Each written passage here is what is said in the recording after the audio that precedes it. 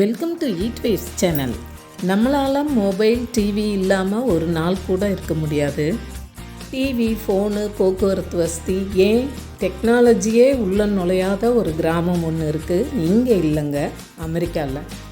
இந்த நூற்றாண்டில் இப்படி ஒரு இடமான்ற ஆச்சரியத்தோடைய தான் அந்த இடத்துக்கு போனோம். நீங்களும் ஸ்கிப் பண்ணாமல் வீடியோவை கடைசி வரையும் பாருங்கள். ஆமிஷின மக்கள் வாழ்கிற இடம்தான் இது. அவங்க யார், எங்கேருந்து வந்தாங்க, ஏன் தொழில்நுட்பத்தையே பயன்படுத்திக்க மாட்டேங்கிறாங்க அப்படிங்கிறதெல்லாம் தான் பார்க்க போகிறோம். நாங்கள் ஒகையோலேருந்து 2 மணி நேர பயணமாக காரில் கிளம்புனோம். அப்போது ஃபால் சீசன்றதுனால அந்த லீவ்ஸ் எல்லாம் கலர் சேஞ்ச் ஆகியிருக்குது. சிட்டியை விட்டு போக போக டவர் சிக்னல் கிடைக்காது, ஜிபிஎஸும் சரியாக ஒர்க் ஆகாது. கிபி 1690களில் ஐரோப்பாவின் சுவிட்சர்லாந்தில் வாழ்ந்த கிறிஸ்துவங்களில் ஒரு பிரிவினர் மற்றவங்க சரியாக கிறிஸ்துவ மதத்தை பின்பற்றலைன்னு தனியாக பிரிஞ்சிட்டாங்க. ஜேக்கப் அம்மானுடைய தலைமையை பின்பற்றியவர்கள் அமிஷின மக்கள். அமிஷின மக்கள் இன்டெப்த்தாக பைபிளில் குறிப்பிட்டிருப்பதை அப்படியே பின்பற்றுவார்கள். 18ஆம் நூற்றாண்டில் பல காரணங்களுக்காக அமெரிக்காவில் பென்சில்வேனியா, ஒகையோ, இந்தியானா இந்த 3 ஸ்டேட்லேயும் அதிகமாக இவங்க குடியேறியிருக்காங்க. இவங்க மொழி பென்சில்வேனியா டச்சு அல்லது பென்சில்வேனியா ஜெர்மன் அப்படின்னு அழைக்கப்படுகிறது.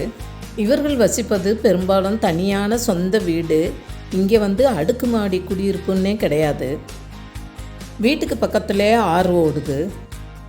பெரும்பாலும் வேலைக்குன்னு வெளியே போக மாட்டேங்கிறாங்க. அவங்களுக்கு தேவையான எல்லா பொருள்களையும் அவங்களே விளைவிச்சுக்கிறாங்க, அதை சந்தைப்படுத்துகிறாங்க. ஒரு இடத்துல பூக்கள், பூந்தொட்டி, ஃப்ளவர் பொக்கே இதெல்லாம் நிறைய விற்பனை செய்கிறாங்க. பார்க்கவே ரொம்ப கலர்ஃபுல்லாக இருந்தது. வெளியிலேருந்து வர்ற சுற்றுலா பயணிகளும் இங்கே மொத்தமாக பொருட்கள் வாங்க வருபவர்களும் தான் நிறைய வர்றாங்க. காரில் தான் வர்றாங்க.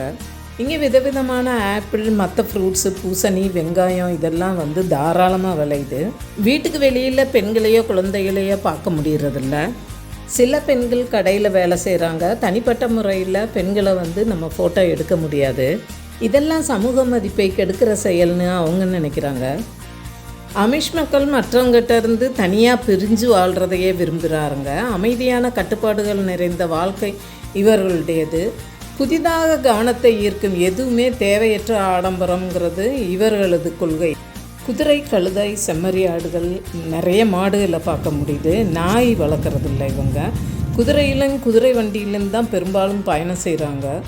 வளர்ப்பு பிராணிகளுக்குன்னு தனி இடம் இருக்குது. அதே மாதிரி குதிரைகள் உலா வர்றதுக்கும் கட்டி போடுறதுக்கும் வீட்டுக்கு வெளியே பெரிய இடம் இருக்குது. சுற்றுலா பயணிகள் ரொம்பவே குதிரை சவாரியை விரும்புகிறாங்க.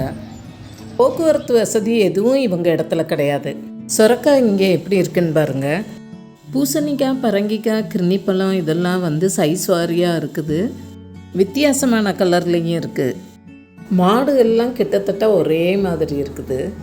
பாலிலிருந்து தயாரிக்கப்படும் உணவுப் பொருட்கள், இனிப்பு வகைகளில் சர்க்கரை சேர்த்தது, சேர்க்காதது அப்படின்னு தனியாக இருக்குது. பழங்களில் இருந்து ஜாம் தயாரிப்பு பண்ணுறாங்க. கேக்கு, பாதாம், முந்திரி இவையும் கிடைக்கிது. இது மாம்பழ ஸ்லைஸ்லேருந்து பண்ணியிருக்காங்க. பிஸ்கட்டு, குக்கீஸில் நிறைய வெரைட்டி இருக்குது. இவங்களுடைய உணவு பழக்கத்தை பார்த்தா சாப்பாட்டில் ரொம்ப கட்டுப்பாடெல்லாம் கிடையாது. காலையில் பிரேக்ஃபாஸ்ட்டு ரிச்சாக எடுத்துக்கிறாங்க.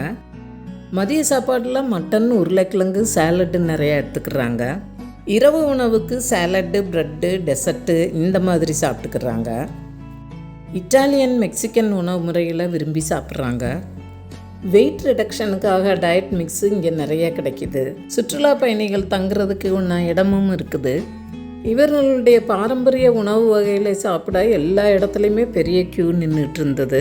சின்ன வயசுலேயே பெண் பிள்ளைகளுக்கு சமைக்க கற்றுக் கொடுக்கிறார்கள்.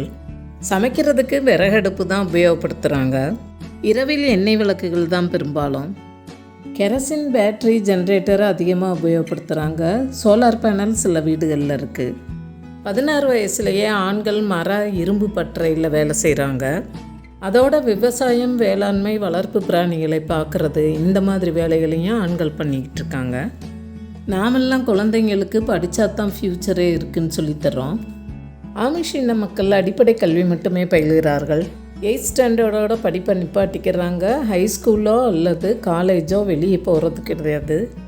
படிப்பை முடித்தவங்க மற்ற குழந்தைகளுக்கு பாடம் சொல்லி தருகிறார்கள். பப்ளிக்காக ஒரே கிளாஸ் ரூம்ங்கிற கான்செப்ட் தான் இங்கே இருக்குது.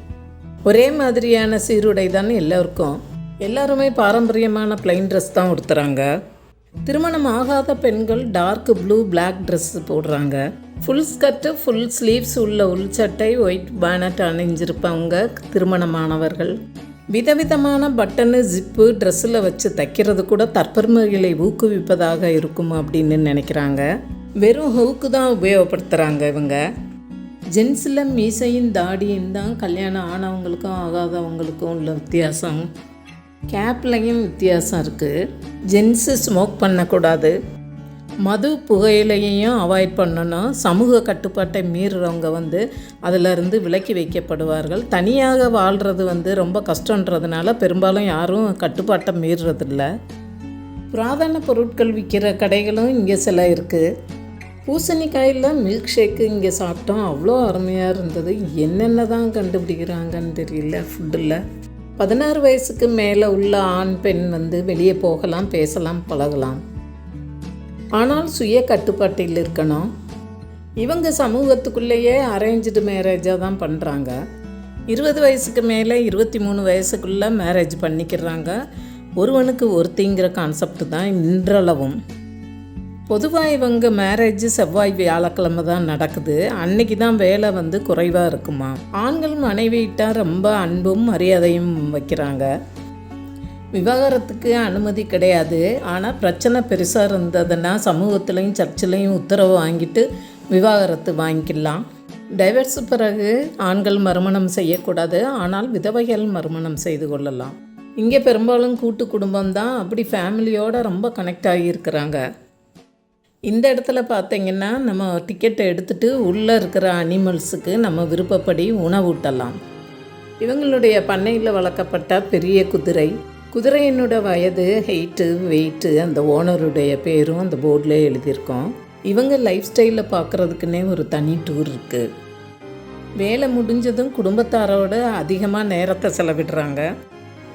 குழந்தைங்களோட விளையாடுறது, ஒன்றா சாப்பிட்றது, கிறிஸ்தவ பாடல்கள் பாடுறது, இசைக்கருவிகள் இசைப்பது, இப்படி தான் இவங்க பொழுது போகுது. நைட்டு சீக்கிரமே சாப்பிட்டு 9 மணிக்குள்ளே தூங்கிடுறாங்க. அதிகாலையில் எழுந்திரிச்சு வெளியே கிளம்பிடுறாங்க. பெண்கள் வீட்டிலேயே நர்ஸின் உதவியோடு டெலிவரி பார்த்துக்கிறாங்க.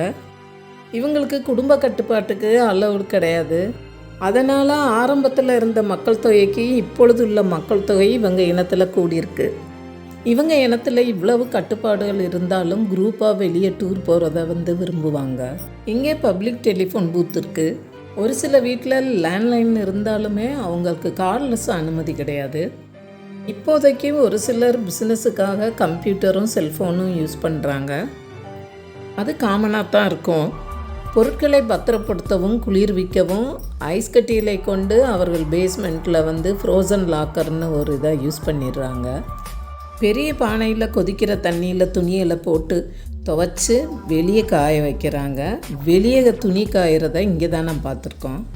இது ஒரு சீஸ் ஃபேக்ட்ரி. 60க்கும் மேற்பட்ட சீஸ் வகைகள் இருக்குதுங்க. அதோட நிறைய பொருள்களும் gift கொடுக்குற மாதிரி இருக்குது.